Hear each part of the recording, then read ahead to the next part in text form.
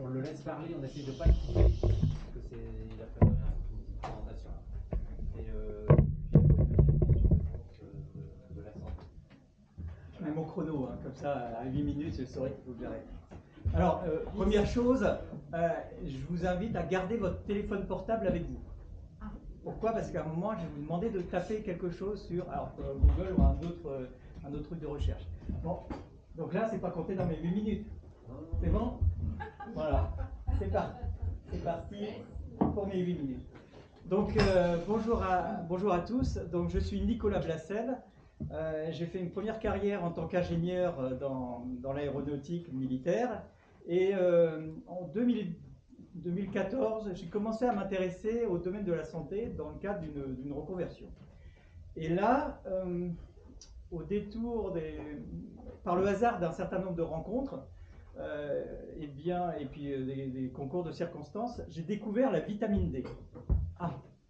Et là, j'ai rencontré une professeure en pharmacie qui s'appelle Anne-Marie Roussel, qui enseigne à l'université de Grenoble. Et donc, dans le cadre d'un diplôme universitaire de santé et de physionutrition, j'ai découvert cette dame-là.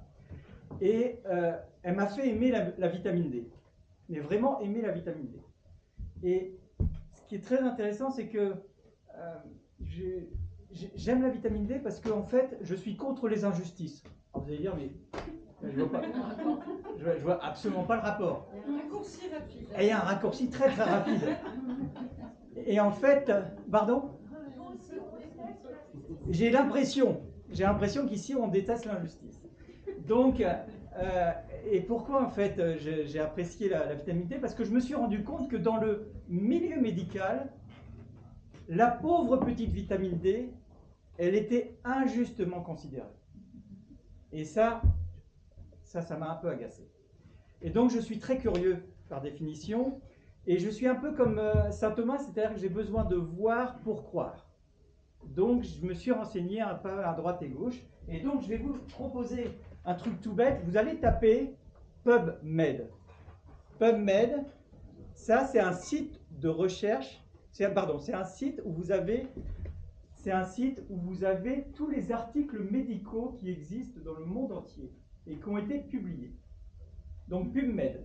Quand vous êtes sur PubMed, à ce moment-là, vous avez une barre de recherche et je vous invite à taper vitamine D. Et j'ai bien fait de le faire grand, hein, pour les gens qui sont là-bas. Hein. Pas mal, hein? Ah ouais, bien pensé. Vitamine D. Et là, vous allez avoir toutes les études scientifiques qui ont été publiées par 132 000 équipes de chercheurs de par le monde en lien avec la vitamine D. C'est bon, vous l'avez trouvé là? Donc 132 000. La première étude, c'est sur quoi? Dépression. La dépression. Intéressant. 132 615.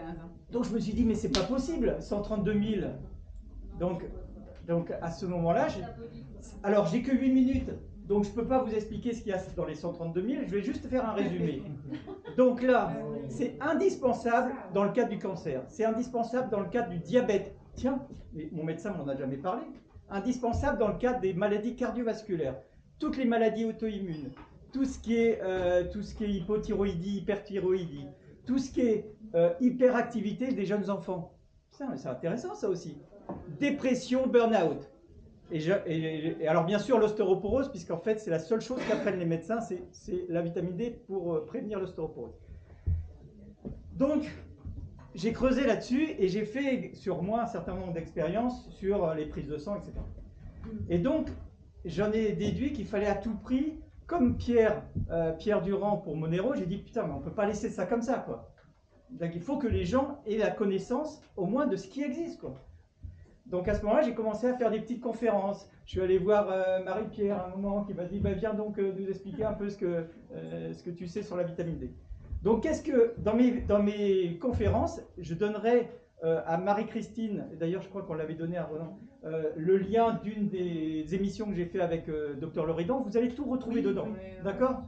Donc là, qu'est-ce qu'on trouve? Donc j'essaye d'expliquer aux gens que, premièrement, les médecins n'y connaissent rien. Et Isabelle va pouvoir nous le confirmer, parce qu'à la fac de médecine, alors au début, ils n'y connaissaient rien au début, mais Isabelle, c'est vraiment une super pro de la vitamine D maintenant. Grâce à lui. Non, grave. Ensuite, Elle a fait un ils en savent d'autant. Ils donnent des ampoules, par exemple. Et des ampoules, on va vous prouver que ça ne sert à rien. D'accord? Ensuite, on explique aux gens que le taux sanguin, il faut avoir à peu près un taux sanguin de près de 80 ou 100 nanogrammes par millilitre. D'accord?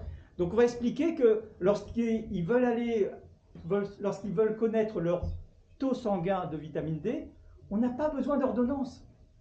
Demain matin, vous allez au labo, vous mettez un billet de 20 euros ou 25 euros parce que vous êtes à Paris, c'est un peu plus cher.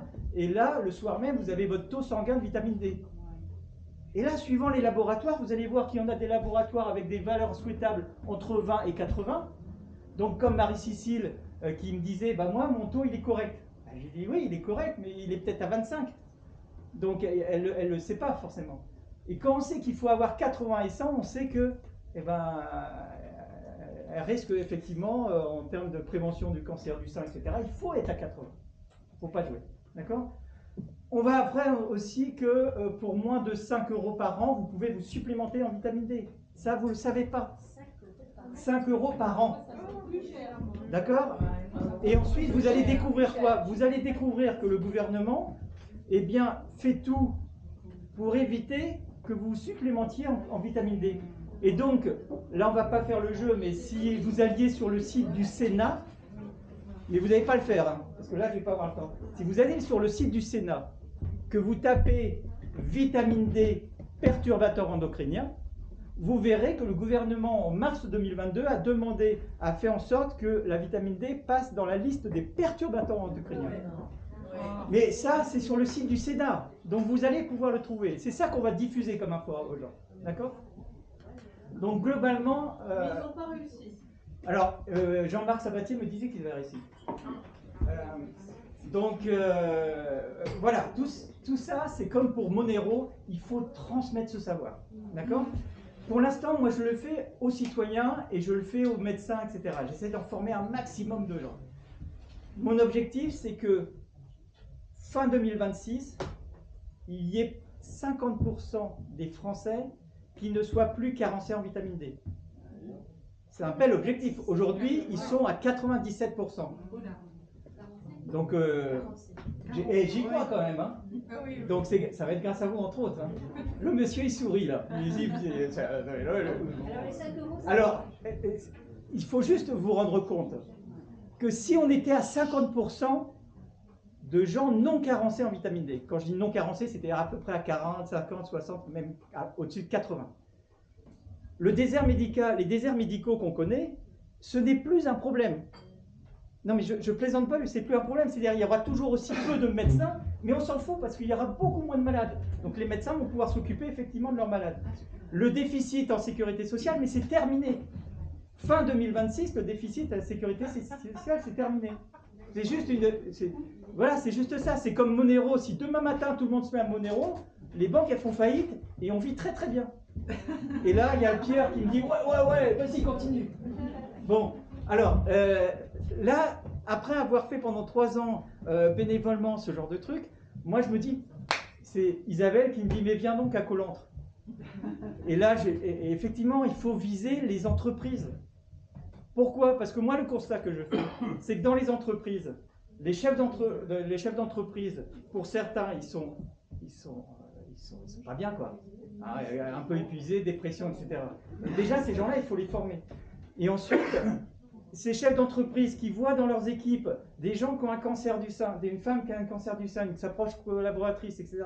Ensuite, que là, il y a une explosion des heures supplémentaires, une explosion des arrêts maladie. Explosion des arrêts maladie ou un mal-être dans les entreprises, c'est là où il faut y aller. Et là, mon objectif, c'est une sorte de partenariat gagnant-gagnant. Je forme les chefs d'entreprise, les collaborateurs. Voilà. Alors après, l'objectif pour moi, pour la première fois, c'est de dire, bah voilà, je vais peut-être me faire rémunérer. Alors peut-être maintenant que je sais qu'il y a Monero, peut-être en Monero, tout à fait. Mais en fait, mon objectif, c'est de développer des dépistages de carence en vitamine D dans mon département, dans les petits villages du département. Et donc pour ça, on aura besoin d'amener un peu d'argent, d'accord, passer par les CCAS, je ne sais pas si vous savez, les centres, voilà, de pouvoir leur payer et les inciter à faire des dépistages de cette putain de vitamine D, enfin de carence en vitamine D. Et quel est le nombre d'unités par jour? Alors ça sera dans les questions. Et non, vous allez rester hyper frustré parce que là, c'est pas une conférence sur la vitamine D que je vous fais, d'accord? Mais moi, je voudrais juste vous faire comprendre que tout est fait pour que le citoyen ne reprenne pas la main sur sa santé. Et nous, on va la reprendre, cette main. On va la reprendre parce que celui qui n'est pas encore au courant, c'est qu'il y a tellement de gens corrompus. Tu parlais de corruption tout à l'heure, mais voilà, moi je vais finir par ça. Je vais vous dire, les gouvernements, lorsqu'ils parlent de prévention santé, ils ne parlent que de vous filer des vaccins à droite et à gauche ou des dépistages du cancer du sein, etc. Ce n'est pas de la prévention. La prévention, c'est de savoir si j'ai un taux de vitamine D correct qui me permettra de diminuer le risque d'avoir une maladie. Il faut bien être d'accord sur le principe que la vitamine D, ce n'est pas miraculeux, d'accord? Mais c'est un outil tellement facile d'accès et tellement essentiel que c'est ça. Donc pour ceux qui ne sont pas convaincus, donc vous tapez, reprenez votre téléphone. Tu peux tourner là, quand on voit de ce côté-ci. Pardon, vous tapez Cahuzac, Europe 1 et 2 versements. Pardon, Cahuzac, Europe 1, 2 versements. Voilà. Et donc vous allez tomber sur un article d'Europe 1 de 2016. C'est pas ancien ça. Et je vous laisse regarder, vous regardez. Alors pour ceux qui n'ont pas pris leur téléphone, en fait, on découvre que Cahuzac a eu 2 versements pour son parti politique en 93 par Pfizer. Mais rassurez-vous, c'est vraiment un système corrompu du début jusqu'à la fin. Big Pharma corrompt tout le monde. Alors il va m'engueuler en non parce que je suis à 11 minutes. Donc vous avez beaucoup moins de questions à poser. Allez-y, je vous écoute. Oui, alors combien d'en avez-vous là? Alors, je voudrais poser une question. Moi, j'ai Alors, déjà posé une question. Elle posait une question sur les unités. Donc les unités, moi je ne peux pas vous le dire. Pourquoi je ne peux pas vous le dire? Bah parce que je ne connais pas votre taux sanguin. C'est-à-dire que si vous êtes à 80 nanogrammes tout de suite, Je suis à 47. bah 47, si vous voulez remonter, vous verrez dans la conférence, Moi, je fais 4000. et ben à 4000, vous allez vous rester à 47. D'accord. Et donc il faut Je peux monter. aller jusqu'au milieu. Et il faut monter quelqu'un qui est normal, enfin qui n'est pas une grave maladie, il peut remonter avec 10 000 UI par jour pendant plusieurs mois. Et oui, c'est pour ça que... Et c'est rentré dans les mœurs que c'est beaucoup Il n'y a trop. aucun risque. Et là, vous allez voir, dans les conférences, non, il n'y a aucun risque. Dans les conférences, je vous expliquerai. Pardon? Des calculs rénaux. Non. Ça favorise Alors, l'absorption du calcium. oui. Et si on a des problèmes avec les calculs rénaux, il y a 6 millions de Français qui ont des calculs rénaux. Et oui, mais ça vient pas de ça. Ils sont tous, ils sont. Je ne sais pas si c'est le cas. Il Dans faut le faire Vidal, attention. dans la Bible des docteurs, le calcul rénal, c'est vraiment une contre-indication à la vitamine D. Exactement. C'est dans le Vidal. Et là, vous regardez un petit peu les études sur PubMed, vous allez voir qu'en fait, le risque d'hypercalcémie, c'est-à-dire le risque de trop plein de calcium dû à l'apport de vitamine D, en fait, il est très peu avéré. Et là, Claudia, lorsqu'elle va monter son taux de 40 à 80, 90, 100, elle verra à sa grande surprise que son taux de calcium va rester identique. Par contre, ce monsieur, excuse-moi, Bruno, lui, il a raison. Le risque, c'est un risque d'hypercalcémie, mais à des hauteurs de 600 nanogrammes par millilitre. Donc on est très loin des risques. C'est pas ce que nous dit mon docteur, Et mais c'est normal. qui est une spécialiste qui fait ça que ça depuis 40 ans. Exactement. Et donc on a l'exemple, Isabelle, on a l'exemple, c'est ça qui est intéressant. C'est que ces médecins ont une information assez parcellaire. Et c'est ça, je me bats tous les jours contre ça. Et le calcium, non seulement ça donne des calculs, mais quand ça ne va pas dans l'os où ça devrait aller, Ça va sur les artères. Dans les artères. Exactement. Et donc on fait quoi à ce moment-là? Eh bien on recommande à des gens qui sont à risque, on leur dit mais intéressez-vous à la vitamine K2. Pourquoi la vitamine K2? Parce que la vitamine K2, elle prend le calcium sanguin et elle va le déposer, au lieu de le déposer sur des calculs rénaux, sur les artères, sur les muscles, vous avez une calcification des muscles, cette vitamine K2 va le déposer uniquement sur les os. Et ça, on en parle dans la conférence. C'est pour ça que beaucoup de médecins disent prenez de la vitamine D3 avec, enfin de la K2 avec la D3. Mais, une autre question. Oui, sur un plan plus général, et on parle souvent de la planète qui se réchauffe, donc on imagine qu'il y a quand même des journées ensoleillées. Donc, par rapport aux journées ensoleillées, forcément, on obtient et on adhère de plus en plus de vitamine D, puisque c'est parce que le soleil qu'on a cette vitamine D. Vous avez raison. Donc, moi, je me demande de là pourquoi les hommes sont en manque de vitamine D alors qu'il y a de plus en plus de journées ensoleillées. Et pourquoi, quand il y a un... Alors, je répondais déjà à cette question. Alors, première question. Je réponds. Première question. Quand je vais au boulot, je sors de ma maison, je prends ma voiture. Je prends ma voiture, je vais dans le garage souterrain. Je sors, je vais dans mon bureau. Je ressors de là, il est 19h, tac, il fait nuit, etc. Moi, quand j'étais gamin, et vous aussi, on jouait dehors en vélo tout le temps. Donc à l'époque, effectivement, je pense qu'on synthétisait la vitamine D. Je vais finir là-dessus, mais j'en parle dans la conférence. Est-ce que vous croyez que si je dis aux gens, les Marseillais qui m'appellent et qui me disent « Ah mais t'inquiète pas Nicolas, il y a plein de soleil ici, au mois de décembre », je lui dis « Mais tu sais qu'au mois de décembre, tu synthétises que dalle. » Pourquoi? Parce que vous ne pourrez synthétiser en étant en France, c'est-à-dire loin de l'équateur, vous ne pourrez synthétiser de la vitamine D qu'entre le mois de mai et le mois d'octobre. En dehors, vous ne pourrez pas synthétiser de vitamine D. Deuxième question.